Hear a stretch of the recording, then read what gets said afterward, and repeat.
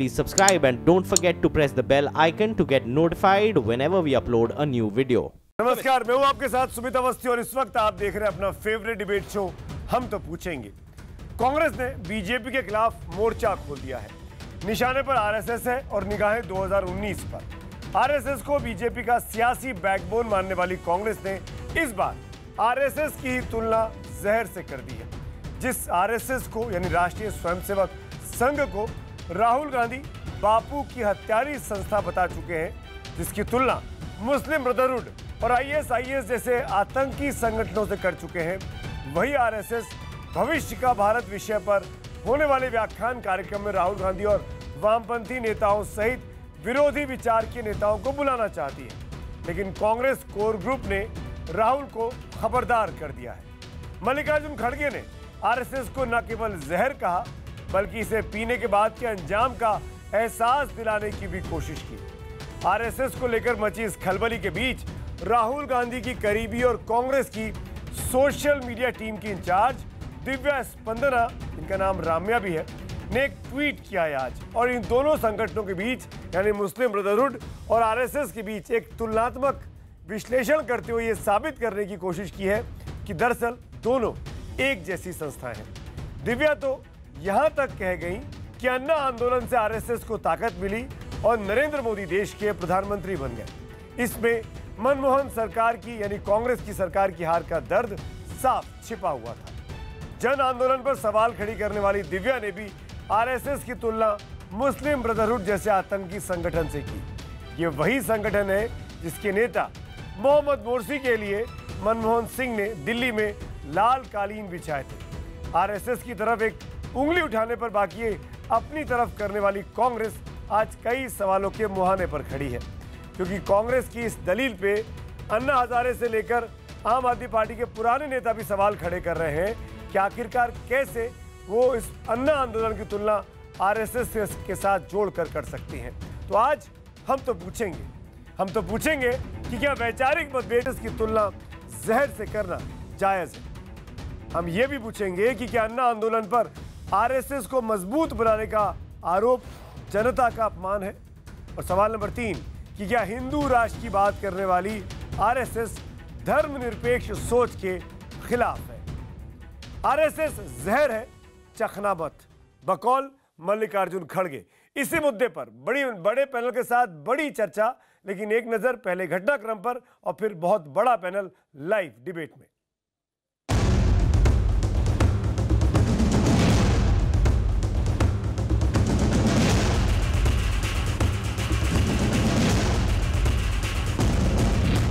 हम तो पूछेंगे में बड़ी बहस, आरएसएस जहर है, चखना मत।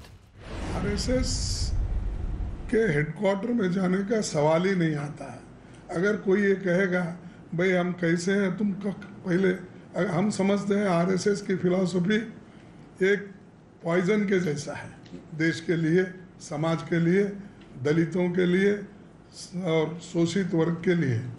अगर आप बोलेंगे ये पॉइजन है क्या नहीं, जरा चाट के देखो बोले तो उसका परिणाम क्या होगा। ये एक राष्ट्रवादी संगठन का अपमान है, इस राष्ट्र का अपमान है, राष्ट्र प्रेमियों का अपमान है। देश इसके लिए कांग्रेस को क्षमा नहीं करेगा। Last night, my mother came to my room and she sat with me and she cried. Why did she cry? She cried because she understands that the power so many people seek is actually a poison. Hafiz Saeed और LET अमृत नजर आता है और जो हिंदुस्तान के लिए काम करता है, भारत के लिए काम करता है, वो जहर नजर आता है आपको।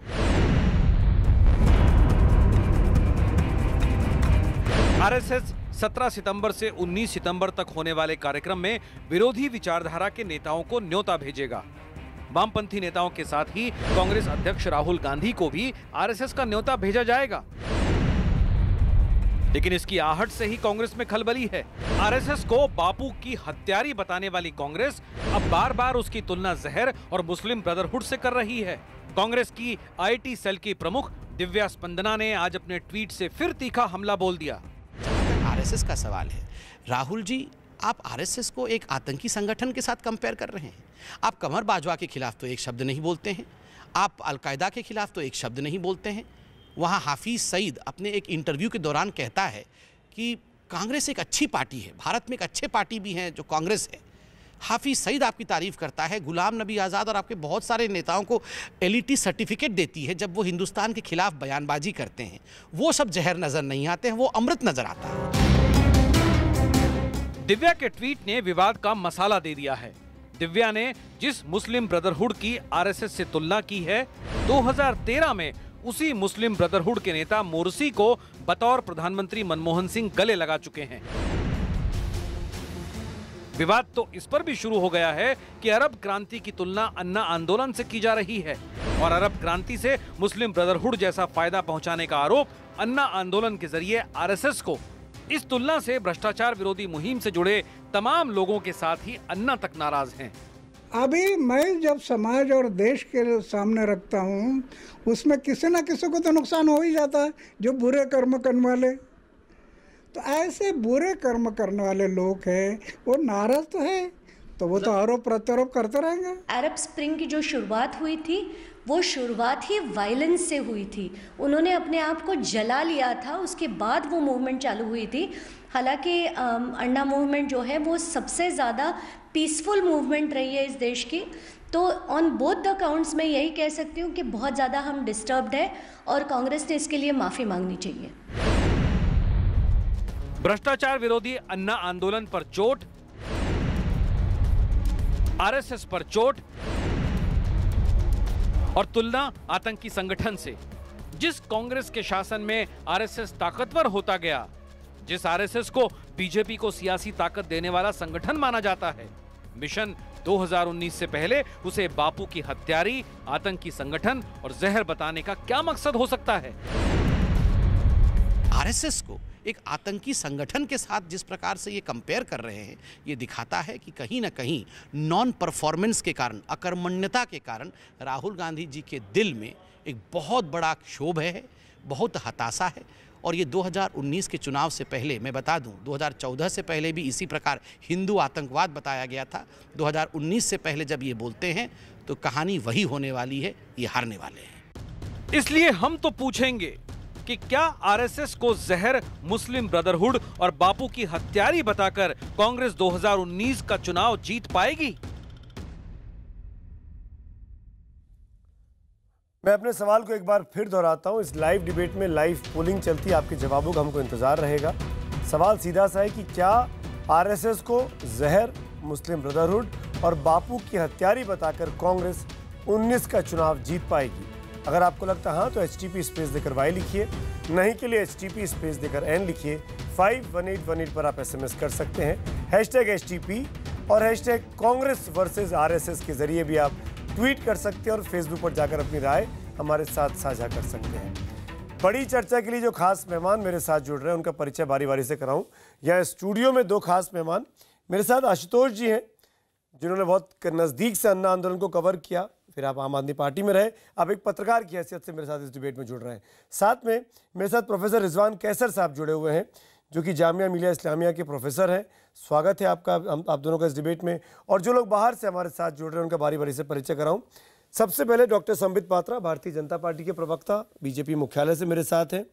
हमारे साथ प्रोफेसर राकेश सिन्हा जी जुड़ रहे हैं, आरएसएस की जानकार हैं, विचारक हैं, राज्यसभा के सांसद हैं। स्वागत है राकेश जी भी आपका।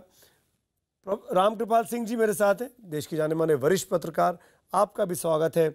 और कांग्रेस की तरफ से इस डिबेट में रोहन गुप्ता शामिल होंगे, जो कि कांग्रेस के वरिष्ठ नेता हैं, प्रवक्ता हैं, वो भी इस डिबेट में हमारे साथ शिरकत करने वाले हैं। मैं शुरुआत रोहन को मेरे साथ है नहीं, लेकिन मैं राकेश सिन्हा जी आपसे पूछना चाहता हूँ।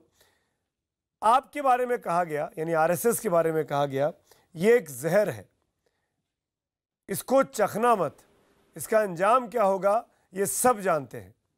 ये देश में लोकसभा के विपक्ष के नेता मल्लिकार्जुन खड़गे साहब का बयान है, जवाब दीजिए। देखिए, जिन लोगों को जिनको या तो भारतीय राजनीति का बोध नहीं है, यदि बोध है तो वे जानबूझकर कुछ ऐसी बातें कहना चाहते हैं जिसमें अंधकार का साम्राज्य हो, तो मैं उनको कुछ कह नहीं सकता। मैं 2 उदाहरण देता हूँ। राष्ट्रीय स्वयंसेवक संघ की आलोचना 1948 से लगातार होती रही है इस हिंदुस्तान में, और उस वक्त भी राष्ट्रीय स्वयंसेवक संघ ने अपने गैर विचारधारा को इसलिए साथ नहीं रखा कि हमें कोई प्रमाण पत्र चाहिए, इसलिए साथ रखा कि हम पूरे भारतवर्ष को एकजुट करना चाहते हैं। इसलिए 1975 में हम जहर बने उनके लिए जो अधिनायकवाद की स्थापना करना चाहते थे संविधान। राकेश जी बीच में टोक रहा हूं। जो सबसे बड़ी बात मुझे लगती है, जो दिव्या स्पंदना या राहुल गांधी ने कही मुस्लिम ब्रदरहुड से तुलना करते हुए कि आप लोग हिंदू राष्ट्र की बात करते हैं, धर्मनिरपेक्ष राष्ट्र की बात नहीं करते हैं, और शायद इसीलिए वो आपकी तुलना मुस्लिम ब्रदरहुड से करते हैं। मैं संक्षेप में दो बातें कहना चाहता हूं। पहली बात तो ये कि इस संघ ने इस देश में आज़ादी के बाद जब लोकतंत्र पर सबसे बड़ा खतरा आया, और हमसे ज़्यादा तो रामकृपाल सिंह जी उसके गवाह हैं, जो उस वक्त के सक्रिय रिपोर्टर के रूप में काम कर रहे होंगे, तब राष्ट्रीय स्वयंसेवक संघ ने लोकतंत्र को पुनर्स्थापित करने का बड़ा यज्ञ किया, और कांग्रेस पार्टी हाशिए पर जाना 1975 के बाद से ही शुरू हुई। मैं जो महत्वपूर्ण बात कहने जाता हूं कि राहुल गांधी ने विदेश की भूमि पर संघ के बारे में जो कहा, मैं मानता हूं कि लोकतंत्र में आलोचना करने का अधिकार होता है, लेकिन देश के भीतर की पसंद नापसंद को विदेश की भूमि पर जाकर अतिशयोक्ति में व्यक्त करना, ये देश की राजनीति के लिए, देश के सामाजिक जीवन के लिए अच्छा नहीं है। यही कारण है कि राहुल गांधी को आज पूरे कांग्रेस पार्टी में कांग्रेस के मित्र दलों से कोई समर्थन तो नहीं हो रहा है। मैं ये सुमित जी एक बड़ा इंटरेस्टिंग फैक्ट बता रहा हूँ, साधारणतः उर्दू अखबार संघ की आलोचना करते हैं, घोर आलोचना करते हैं। मैं तीन अखबारों का नाम ले रहा हूँ, उसके बाद मैं अपनी बात समाप्त करूंगा। हमारा समाज ने 27 अगस्त को कहा, मैं अपनी बात पूरा कर रहा हूं। हमारा समाज ने 27 अगस्त डिबेट में बहुत टाइम मिलेगा आपको, मैं आपके पास आऊंगा आपकी इजाजत से। गांधी ने और भी तमाम मूलधन्य लोग मेरे साथ मौजूद हैं, उनकी राय भी जान लेते हैं। एक लाइन पूरा कर, आप 3 अखबारों का जिक्र कर रहे हैं, और अखबारों का नाम आप ले लीजिएगा आगे। उर्दू अखबारों ने भी आलोचना नहीं की, यही आप कह रहे होंगे। नाम बता दीजिए अखबारों के, ठीक है, आपकी तसल्ली के लिए। हमारा समाज इनकलाब और अखबार मुशरिक, और इन्होंने कहा कि राहुल गांधी ने बचपना का काम किया है। दोनों में जमीन आसमान का अंतर है। देखिए हमारी मत भिन्नता को राहुल गांधी उस तरह से विदेश की भूमि पर विदेश की ताकत के दबाव में जो रोहन गुप्ता, मैं आपसे पूछना चाहता हूं, को भी नहीं समझने का जिस मुस्लिम ब्रदरहुड से दिव्या स्पंदना या राहुल गांधी ट्वीट करते हैं और तुलना करते हैं आरएसएस की, उसके नेता मोर्सी तो चीफ गेस्ट बनकर आए थे हिंदुस्तान मनमोहन सिंह के रिजीम में, जिसको आप आतंकवादी संस्था के नेता बोलते हैं, जिन्होंने अरब स्प्रिंग किया। देखिए उनको आपने बुलाया, खाना खिलाया, स्टेट मेहमान का दर्जा दिया, तो क्या आतंकवादियों को होस्ट कर रही थी आपकी सरकार? बिल्कुल नहीं। सुमित जी, मैं अभी सुन रहा था, मैं उसका पूरा जवाब दे दूं कि जो राहुल गांधी जी ने बात की, हमको किसी से व्यक्तिगत तौर पे किसी से दुश्मनी नहीं, हमारी विचारधारा की हमारी बात है। क्या हम लोग ये चीज को हम गलत मानेंगे कि संघ ने संविधान का विरोध किया था? नवंबर 30, 1949 में जब भारतीय संविधान को हमने स्वीकार किया, तब संघ ने बनाया नहीं हमको मनुस्मृति चाहिए, जहां पे दलितों और महिलाओं को कम दर्जा दिया गया। क्या हम ये चीज को झुठला सकते हैं? जब सुन लीजिए बात को, मेरे सवाल का जवाब पहले दीजिए। मेरी बात सुनिए ना, मेरे सवाल का जवाब दीजिए। मैं तस्वीरें दिखा रहा हूँ 19 मार्च 2013 की, उस वक्त के प्रधानमंत्री मनमोहन सिंह ने होस्ट किया मोहम्मद मोर्सी को। संविधान लागू नहीं, एक मिनट राकेश जी, एक मिनट राकेश जी प्लीज, मैं मौका दूंगा। नहीं, पहले मेरे सवाल का जवाब दीजिए। रोहन जी प्लीज,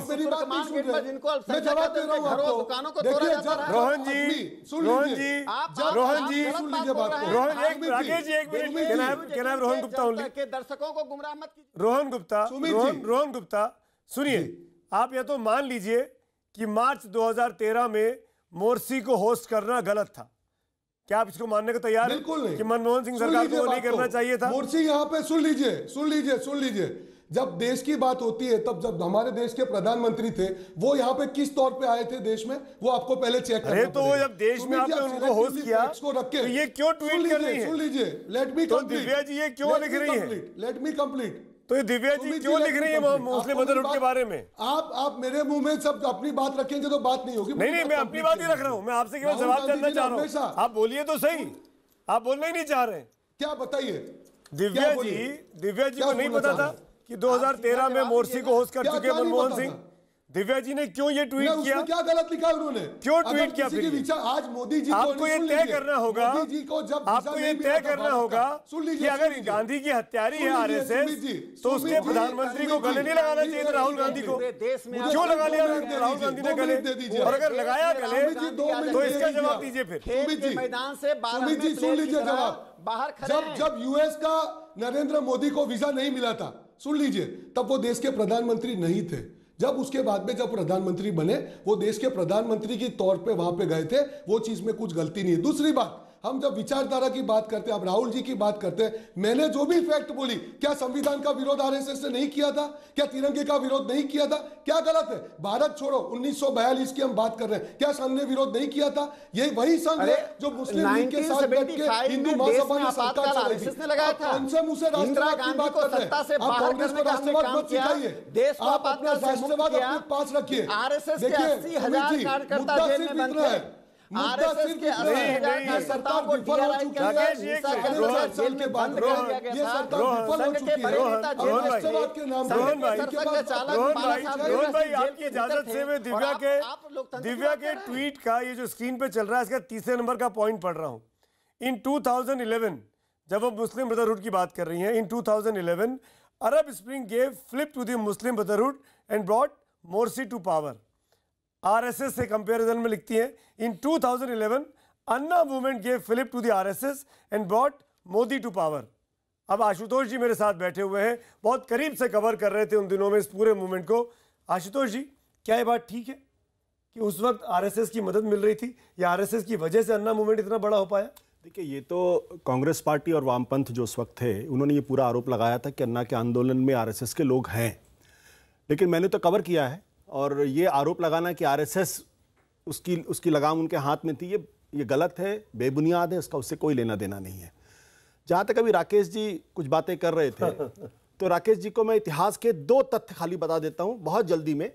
राकेश जी, आपको याद होगा 11 सितंबर 1948 को सरदार पटेल जी ने गोलवलकर जी को एक चिट्ठी लिखी थी, और उस चिट्ठी में उन्होंने ये लिखा था कि all their speeches were full of communal poison. It was not necessary to spread poison and enthuse Hindus and organize for their protection. As a final result, the poison the country had to suffer the sacrifice of the valuable life of Gandhi ji. यानी सरदार पटेल ने लिखा है कि जो आपने जहर नफरत फैलाई, उस नफरत की वजह से गांधी जी की हत्या हुई। दूसरी बात, आगे उसमें यह भी लिखते हैं कि जो आरएसएस के लोगों ने जो मिठाइयां बांटी गांधी जी की हत्या के बाद, मैं पढ़ देता हूं आपको, opposition turned more severe when the RSS men expressed joy and distributed sweets after Gandhi's death. जवाब दीजिए राकेश। यानी गांधी जी की हत्या के बाद जो मिठाई बांटी गई, जो खुशी की गई, वो ये सरदार पटेल की चिट्ठी है। और सरदार पटेल को आप लोग अपना आइकॉन मानते हैं, तो इसका जवाब आरएसएस को देना चाहिए। और एक चीज और मैं कहना चाहता हूं, गांधी जी की हत्या के बाद गोलवलकर जी को गिरफ्तार किया गया था, और अगर आपके पैमाने से चलूं तो गोलवलकर जी देशद्रोही है। मैं गोलवलकर जी का सम्मान करता हूं, मैं देशद्रोही कहने की धृष्टता कभी नहीं करूंगा, भले विचारधारा अलग हो। राकेश जी जवाब दीजिए, संबित में आ रहा। राकेश जी जवाब दीजिए। आशुतोष जी मेरे बड़े अच्छे मित्र हैं, और मैं तो बहुत डिबेट ही उनसे सीखा हूं। लेकिन मैं एक बात पूछना चाहता हूं आशुतोष जी, यह जो आपको ज्ञान हो रहा है, ये कब हुआ? नहीं, आप सरदार पटेल की चिट्ठी है, मैं तो अपने से कोई ज्ञान नहीं दे रहा हूं, तथ्यों के आधार पर मैं बात कर रहा हूं। आप इस चिट्ठी को अगर नकार सके तो नकारिए। सुन तो लीजिए,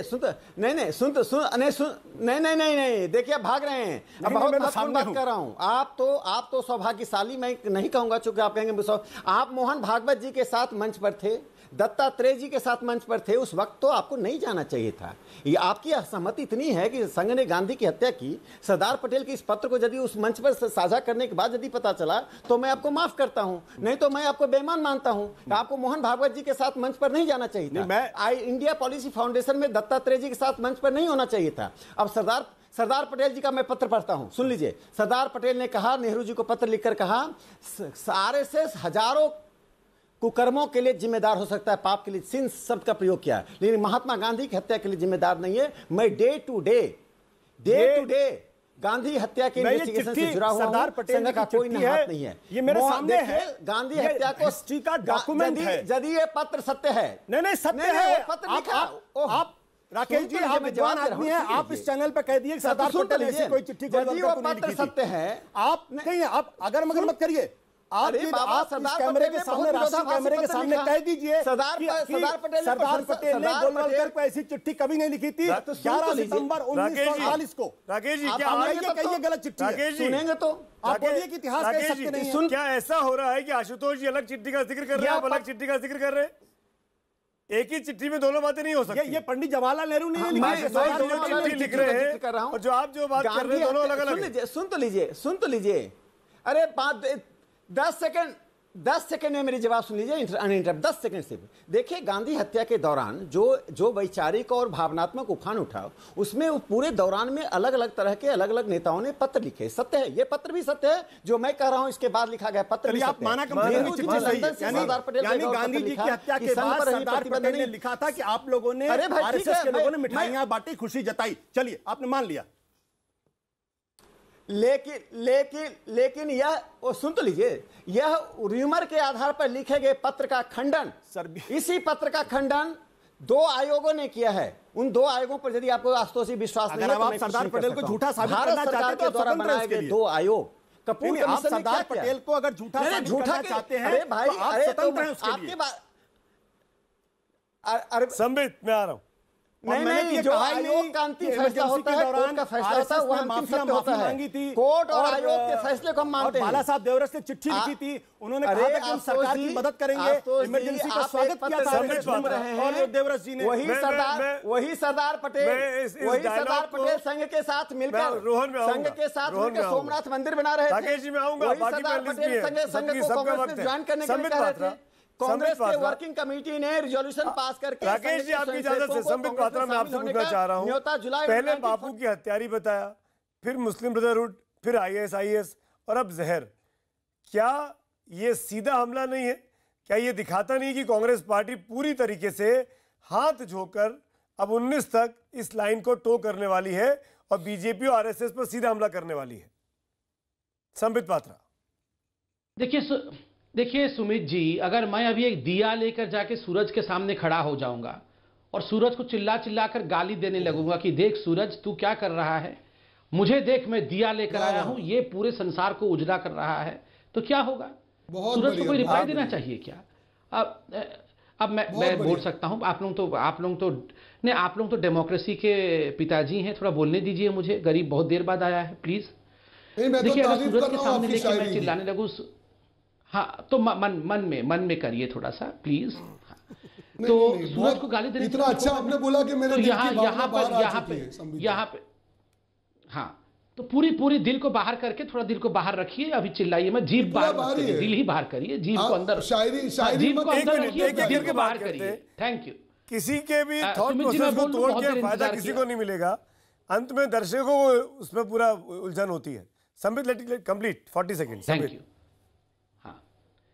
देखिए, ये आरएसएस के ऊपर गाली ये शुरू से ही कांग्रेस पार्टी कर रही है। अगर इतनी ही खराब आरएसएस थी तो 10 वर्षों तक इनकी सरकार चल रही थी, तो क्या किया? दूसरी बात है, देखिए डेमोक्रेसी है, आप बिल्कुल आक्षेप लगाइए, हमारी सरकार पे आक्रमण करिए, आप एम्प्लॉयमेंट के बारे में सवाल पूछिए। हिंदुस्तान के सरकार और हिंदुस्तान के एक संगठन को आतंकी संगठन कहना, मुझे लगता है इससे निकृष्ट और इससे बौखलाहट वाला कोई काम नहीं हो सकता है। देखिए, ये जो दिव्या स्पिंदेना है, ये दिव्या स्पिंदेना जी ने तो वही कहा जो राहुल गांधी, ये तो सारे लोग वही कहेंगे जो राहुल गांधी कहते हैं। दिव्या स्पिंदेना जी की गलती नहीं है, जानबूझ के बोलते हैं। अच्छा, उनका नाम स्पंदना। अच्छा, मैं सॉरी, मैंने सोचा स्पिंदेना है। अब स्पिंदेना नहीं कहूंगा, मैं स्पंदना। देखिए संबित जी, ये मजाक मत कीजिए, आपके शोभा नहीं दे रहा है। आप नेशनल टीवी पे हैं, मैं भी आपका मजाक कर सकता हूं। ठीक है, नहीं मत कीजिए, आप करिए, मजाक करिएगा, अभी मुझे बोलने दीजिए। ठीक पात्रा जी, ये भद्दा मजाक है। मुझे पता नहीं था, मुझे पता नहीं था उनका नाम दिव्या स्पिंदेना नहीं है करके, मुझे माफ करिए। अपने आपको सुमित जी, मुझे लगा था उनका नाम दिव्या स्पिंदेना है, मैं उनको मुझे किसी ने बताया था उनका नाम दिव्या स्पिंदेना है। हाँ, मैं दिव्या स्पिंदेना, माफी मैं उनको दिव्या स्पिंदेना नहीं बोलूंगा, मैं स्पंदना बोलूंगा। ठीक है, अब विषय पे आते हैं। देखिए, इन्होंने कहा कि जहर, कि आरएसएस जहर है।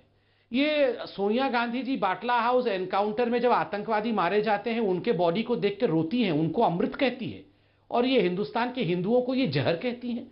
कमर बाजवा को गले लगाते हैं राहुल गांधी के एजेंट जाके, तो कमर बाजवा पे पूरा विश्वास है हमें। और जो हिंदू है यहाँ हिंदुस्तान में वो जहर है। ये जब गुलाम नबी आजाद जी कहते हैं आप ही के चैनल को इंटरव्यू देते हुए कि एक आतंकवादी मारते हैं और 20 सिविलियन मार देते हैं तो एलईटी का सर्टिफिकेट मिलता है, वो तो जहर नजर नहीं आता है, वो तो अमृत नजर आता है। और ये आरएसएस वाले इनको जहर नजर आते हैं। अभी आशुतोष जी ने चिट्ठी पढ़ के सुनाई सरदार पटेल की, उसमें भी इसी जहर का जिक्र है। उसमें भी इसी जहर का जिक्र है। मैं जवाब देता, शायद सुना होगा आपने। मैं जवाब लूंगा आपसे, मेरी मजबूरी है, मुझे हेडलाइंस देनी है, हेडलाइंस दिखानी है दर्शकों को। हेडलाइंस के बाद संबित का जवाब जानेंगे कि जहर तो सरदार पटेल बोल चुके थे, अगर आज खड़गे साहब बोल रहे हैं तो क्या गलत है इसमें। लेकिन पहले हेडलाइंस। तो अब तक की बहस देखने के बाद दर्शकों की राय आपके सामने स्क्रीन पर है। ज्यादातर लोगों को लगता है कि राहुल गांधी जो जहर कह रहे हैं या ब्रदरहुड कह रहे हैं उससे कांग्रेस 19 का चुनाव नहीं जीत पाएगी। 80% के आसपास वो रिजल्ट आपके सामने है। लेकिन पंडित नेहरू ने 1965 में जिस आरएसएस को गणतंत्र दिवस परेड में शामिल होने का न्योता दिया, उसके बाद लाल बहादुर शास्त्री ने जिस आरएसएस से नीतियां तय करने में मदद ली, बाद में इंदिरा गांधी ने प्रधानमंत्री रहते आरएसएस के न्योते पर विवेकानंद रॉक मेमोरियल का उद्घाटन किया जाकर उसी आरएसएस की तुलना राहुल की कांग्रेस अब आतंकी संगठन आईसिस और मुस्लिम ब्रदरहुड से कर रही है। राहुल की कांग्रेस ने मनमोहन सरकार के दौरान इसी मुस्लिम ब्रदरहुड के नेता को दिल्ली में अवगत की थी, जैसा कि हमने आपको बीते सेगमेंट में तस्वीरें भी दिखाई थी। राहुल गांधी की करीबी दिव्या स्पंदना ने आरएसएस पर मुस्लिम ब्रदरहुड की तरह देश पर कब्जा कर लेने का आरोप लगाया है। क्या यह आरोप सही है? इसी हिस्से में अभी इसी मुद्दे के साथ बहस की शुरुआत करते हैं। मेरे साथ रिजवान कैसर साहब है। कैसर साहब, क्या ये बात ठीक है जो दिव्या कहती हैं अपने ट्वीट में, या राहुल गांधी कहते हैं कि आरएसएस बीजेपी धर्मनिरपेक्ष नहीं है, ये लोग कब्जा कर लेना चाहते हैं पूरे इंस्टीट्यूशन पर, पूरे देश पर? दो बातें हैं, एक तो विचारधारा की बात है और एक ऐतिहासिक तथ्य की बात है। अगर ऐतिहासिक तथ्य के तौर पर उठा करके देखें तो आरएसएस जिस दिन वजूद में आती है तब से लेकर के आज तक एक बहुत बड़ा फर्क करके मैं अवस्थी जी आपके सामने करता हूं। ये देशभक्त है, राष्ट्रभक्त नहीं है। देश और राष्ट्र में बहुत बड़ा फर्क है कि एक फिजिकल एंटिटी है पूरा देश, वहां तो आरएसएस कमिटेड है, लेकिन राष्ट्र के तौर पर इसका मतलब है कि समाज में जितनी विविधता है, मुसलमान, हिंदू, ईसाई, सिख, ये सब लोग एक तरह से हो जाए, ये इनकी विचारधारा नहीं है। नॉट ओनली दैट, लगातार इस वक्त इसी तरह के हमले करते रहते हैं जो सांस्कृतिक होते हैं, यानी पूरे देश के अंदर एक तरह की संस्कृति होगी, वो मुसलमान भी उसको फॉलो, ईसाई भी फॉलो करे और ये भी करे वो भी करे। ये इतनी विविधता के देश के अंदर ये आप इस तरह से जो लाना चाहेंगे तो आप कैसे करेंगे? लगातार अपने विचारधारा की इतनी हैमरिंग करेंगे, गलत व्याख्या मत केवल संगठन के अंदर से संस्थाओं के माध्यम से। आप देशभक्त हैं, राष्ट्रभक्त नहीं है। कैसर साहब का बड़ा इल्जाम। मैं गलत बता रहा हूँ, सुन लेते हैं। हाँ, तो मैं इनको बता दे रहा हूँ जी, बताइए। एकम सत्य विप्रा बहुधा वदंती, इस सिद्धांत को मानने वाले हिंदू समाज का संघ एक संगठन है। एकम सत्य विप्रा बहुधा वदंती, क्या इस सत्य को इस्लाम के लोग आप तैयार हैं कहने के तैयार है कि हिंदू धर्म उतना ही महान है जितना इस्लाम है? हम कहते हैं ईश्वर अल्लाह तेरो नाम सबको सन्मति दे भगवान, जो महात्मा गांधी ने कहा वो मेरा भी वचन है। आप कहिए ईश्वर अल्लाह तेरो नाम, ईश्वर अल्लाह, आपको इतिहास के बहुत सारे तीनों महान है। आपके मदरसों में सुनिए आप बहुत बोल चुके, अब बोल रहा हूं। फिरंगी महल एक संस्था है लखनऊ में। फिरंगी महल का मानना यह है कि हिंदुस्तान के बहुत सारे धर्मगुरु पैगंबर के तौर पर हैं या नहीं, खास तौर से लॉर्ड श्री कृष्ण के बारे में। सुनिए भाई, लॉर्ड श्री कृष्ण के बारे में उनको पैगंबर का दर्जा मानते हैं। जैन दर्शन में मौलाना हजरत मोहनी हज करने जाते थे और मौलाना हजरत मोहनी वृंदावन जाते थे ज़ियारत करने के लिए। ये क्या सबक बताएंगे? तैयार हैं ये क्या भारत की विविधता को मुसलमानों ने किस तरह से आत्मसात किया है? ये कोई आज की बात है? मुसलमान क्या आज पैदा हुआ हिंदुस्तान में? is an adjective, not an objective. मुसलमान आज पैदा हुआ थोड़ा राष्ट्र एक जिसमें सभी पूजा पद्धतियों को समान रूप से स्थान प्राप्त है। जो पूजा पद्धति हिंदू राष्ट्र की विविधता को समाप्त करना चाहती हैं, मुझे नहीं लगता है कि आप राष्ट्र की विविधता में विश्वास नहीं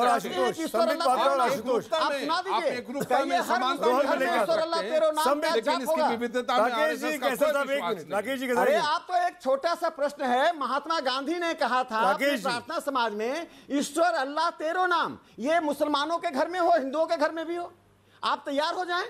मैं आपका अभिनंदन करता अच्छा हूं, लग रहा है आप तैयार महात्मा नहीं है गांधी इसके की लिए। बातें। हाँ, लेकिन संबित पात्रा और आशुतोष जी, आप दोनों बोलना चाह रहे हैं, मैं आप दोनों को लेके आना चाहता हूं। संबित पात्रा, बहुत बड़ी बात की कैसर साहब ने। हाँ, मैं जवाब दे देशभक्त है, राष्ट्रभक्त नहीं है, उसी थ्योरी को आगे ले जा रहे हैं मैं जवाब देता हूं। दिव्या जी ले गई या राहुल जी ले गए जी। देखिए, पहली बात तो जो अभी आपने आशुतोष जी वाली बात कही थी, चिट्ठियों का जवाब, मैं चिट्ठियों का जवाब देता हूं, क्योंकि तमाम चिट्ठियों का अध्ययन मैंने भी किया हुआ है जी। क्या यह हकीकत नहीं है कि सरदार पटेल ने संघ से कहा कि आप कांग्रेस के साथ मिल जाइए, अपना विलय कांग्रेस में कर दीजिए। अगर कांग्रेस गंगा होती और हम जहर होते तो जहर को कांग्रेस से मिलने की बात क्यों करते सरदार पटेल? अच्छे थे तभी तो कहा मिल जाइए। और जब प्रतिबंध हटा संघ के ऊपर से, नेहरू जी ने जो प्रतिबंध लगाया था, तो वो चिट्ठी भी निकाल के दिखाइए, जिस चिट्ठी में खुद सरदार पटेल ने लिखा कि those who are close to me know how happy I am today that there is no restriction on the RSS. और एक चिट्ठी लिखी गई थी, मैं उसका डेट भी बताता हूं, 1948, 16 फरवरी की है शायद। उस चिट्ठी में बड़े स्पष्टता के साथ सरदार पटेल जी ने कहा कि मैं डे टू डे एक्टिविटीज को ऑब्जर्व कर रहा हूं और मैं आपको बिल्कुल कह सकता हूं, नेहरू जी के लिए चिट्ठी थी कि आरएसएस का किसी प्रकार से कोई इन्वॉल्वमेंट महात्मा गांधी जी की हत्या में नहीं है। और अगर हत्या में हाथ थी तो ये कांग्रेस पार्टी हाथ पे हाथ धर के सो रही थी इतने वर्षों तक। कपूर कमीशन नेहरू जी ने बैठाया था, तो कपूर कमीशन में आरएसएस को छोड़ने के लिए नेहरू ने क्या ब्राइब दिया था उस कमीशन को? क्यों बैठी थी? अभी आके राहुल गांधी जी चिल्ला रहे हैं यहां पर हाथ हाँ नहीं, सुनिए, हाथ था तो राहुल गांधी को बोलिए, पूछेंगे नेहरू जी से पूछेंगे, हाथ था तो क्यों छोड़ दिया गया? क्यों छोड़ दिया? घूस दिया था क्या? नहीं, नेहरू जी ने घूस दिया था। नेहरू जी ने घूस दिया था कपूर कमीशन को, या कपूर कमीशन ने घूस दिया था नेहरू जी को? किसने घूस लिया था? आशुतोष, मैं आप ही से सवाल टॉस करता हूं, ये पूछते हुए कि महात्मा गांधी ने भी एक उनकी चिट्ठी है 16 सितंबर 1947 की, वो आरएसएस जाने के अपने वाकया का जिक्र करते हैं उनके मुख्यालय, और कहते हैं कि बरसों पहले मैं वर्धा में आरएसएस के एक शिविर में गया था। उस समय इसके संस्थापक हेडगेवार जीवित थे। स्वर्गीय श्री जमनालाल बजाज मुझे शिविर में ले गए थे। मैं वहाँ उन लोगों का कड़ा अनुशासन, सादगी और छुआछूत की पूर्ण समाप्ति देखकर अत्यंत प्रभावित हुआ। आरएसएस एक सुसंगठित अनुशासित संस्था है। देखिए, पहली बात तो आरएसएस को नेहरू जी की कि गणतंत्र में शामिल हुए गांधी जी के सर्टिफिकेट की जरूरत क्यों पड़ती? कांग्रेस तो कभी नहीं कहती कि भाई हमारे वो आरएसएस पास कभी नहीं आते अपने सर्टिफिकेट लेने के लिए। महत्वपूर्ण बात क्या है कि मैंने जिस चिट्ठी का जिक्र किया वो मेरे हाथ की लिखी हुई चिट्ठी नहीं है, उसका अभी तक इन लोगों ने डिनाई नहीं कर पाए, उसको डिक्लाइन नहीं कर पाएगा, ऐसी कोई चिट्ठी नहीं थी। तो सरदार पटेल ने जो बात कही थी मैंने एग्जैक्टली वही बात की। बाकी जो रिजवान भाई ने जो बात कही और आज जो राकेश सिन्हा भी कह रहे थे कि देशभक्त संगठन है, मैं तो ये भी कहता हूं राष्ट्रभक्त भी हैं, देशभक्त भी हैं। लोकतंत्र के अंदर विचारों के बीच में टकराव होगा। मैं मोहन भागवत जी का बहुत सम्मान करता हूं, इसमें कोई दो राय नहीं है, लेकिन आतंकवादी लेकिन से तुलना ठीक है। मैं एक सवाल आपसे करता हूं। सवाल यह कि राकेश जी ने भी और हमारे ख्याल समित पात्रा जी ने भी बंच ऑफ थॉट पढ़ा होगा, जो गुरुजी गोलवलकर क्या है, पेज नंबर 358 पर अगर आप पलट कर देख लें, जहां हिंदुस्तान के दुश्मन, जिसमें पहले नंबर पर मुसलमान है, दूसरे नंबर पर ईसाई है, तीसरे नंबर पर वामपंथ है। तो अगर और आप कहते हैं कि हिंदुस्तान में अलग अलग जगहों पे पाकिस्तान बनाने की साजिशें कर रहे हैं, अगर ये गुरुजी गोलवलकर जी लिखते हैं कि ये देश के दुश्मन हैं, तो फिर आपके राष्ट्र में मुसलमान कहां है, क्रिश्चियन कहां है, वामपंथ कहां है? तो आपका राष्ट्र अधूरा है। इसलिए जो आप ये बात कहते हैं, मैंने आपको टोका नहीं, इसके बावजूद भी मैं आपसे कहता हूं, मैं एक मिनट, और इसके बावजूद भी मैं सवाल का जवाब, इसके बावजूद भी मैं कहता हूं, आतंकवादी संगठन, मैं गोलवलकर जी को बहुत मैं बिल्कुल आरएसएस को आतंकवादी संगठन नहीं मानता, बिल्कुल नहीं। तो राहुल गांधी जो कह रहे हैं, दिव्या जो कह रही, कांग्रेस ने मूर्खतापूर्ण बयान दिया है, लेकिन जो इतिहास के तथ्य हैं वो मैंने राकेश जी के सामने रख दिया। रामकृपाल जी एक बार पीएंगे। रामकृपाल जी आपकी राय, और मैं चाहूंगा कि राकेश जी इसका खंडन करें जो मैंने कहा। मैं आऊंगा रामकृपाल जी, मैं आऊंगा रामकृपाल। मैं एक बेसिक बात पूछ रहा हूं कि जो सवाल आज उठाए जा रहे हैं, क्या लोग ये कहना चाहते हैं कि 1948 या उससे समय से 2018 में अचानक प्रासंगिक हो गए, अब तक जनता की मेमोरी में नहीं थे? मैं एक बात आपको बता दूं, ये सवाल कम से कम मैं 48 में तो पैदा नहीं हुआ था, लेकिन जब से मैंने पैदा हुआ हूं, आम जनता में कभी भी ये सारे वो सवाल, ये सारे तथ्य जनता के बीच में हैं। और आपको मैं याद दिला दूं, 48 और 18 के बीच में भी कई तिथियां आती हैं। आरएसएस का पहली बार जो टेस्ट हुआ था इसी आइडियोलॉजी के आधार पर, मैं बता दूं इस देश में समाजवादी पार्टी और जनसंघ इन दोनों को जयप्रकाश नारायण एक मंच पर लाए। तब भी ये सवाल उठा था कि तब भी ये कहा जाता था कि ये गांधी के हत्यारे हैं, नाथूराम गोडसे से इनका संबंध था। जयप्रकाश जी ने खुले मंच पर खड़े होकर के कहा था कि अगर संघ राष्ट्रद्रोही है तो मैं राष्ट्रद्रोही हूं। और याद कीजिए ये पहला वैचारिक बहस को छोड़ दीजिए, नहीं, पहली बार ये प्रयोग हुआ और पहली बार उत्तर प्रदेश में ये कांग्रेस जो कहती थी कि ये गांधी के हत्यारे हैं, एक भी सीट यूपी में कांग्रेस को नहीं मिली थी। मैं सारा का सारा जो भी हो, लेकिन मैं बता दूं बाद में दोहरी सदस्यता पर मतभेद हुआ, ये सब हो गया। मैं केवल एक लाइन और कहूंगा, देखिए मैं किसी का पक्ष नहीं ले रहा हूं, मेरा ये कहना कि मतभेद रखिए लेकिन ऐसे शब्दों का प्रयोग मत कीजिए कि जिन शब्दों के चलते डिबेट इसी बात पे शुरू हुई थी आज की, जो रामपाल जी कह रहे हैं, जो आशुतोष जी ने कही, सुमित जी, जो अन्ना हजारे ने कही, जो अंजलि दामनिया ने कही कि आप कैसे तुलना कर सकते हैं इतनी बड़ी दो चीजों की। पहली बात तो आरएसएस को आतंकी बोल देना, क्योंकि आशुतोष जी ने भी कहा बेवकूफाना है, मूर्खतापूर्ण है, नहीं होना चाहिए था। और दूसरा, अन्ना मूवमेंट में आरएसएस का हाथ था या मोदी को फायदे के लिए किया गया। ये दो बड़ी गलतियां कांग्रेस पार्टी कर रही है क्या आरएसएस को बदनाम करने के चक्कर में। इसी मुद्दे पर बहस अगले सेगमेंट में।